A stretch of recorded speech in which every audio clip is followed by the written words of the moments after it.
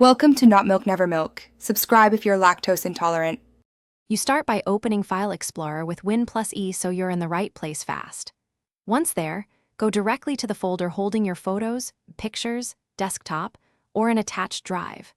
Make sure the preview pane is enabled from the View ribbon. This gives an instant side preview without opening files. Doing this first saves time and prevents accidental edits, and it lets you scan images visually before deciding which to open or edit next. Once the preview pane is active, single-clicking any image shows it instantly in the side panel, which is faster than opening apps. If you need more detail, right-click and choose Open with Photos. Pressing spacebar also brings up a quick preview in the Photos app.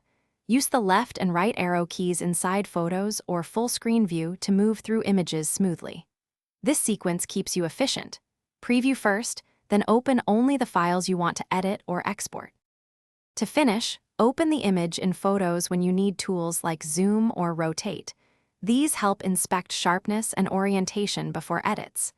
If you want multiple images open, select them with Ctrl or Shift and press Enter to load them in Photos or your chosen app.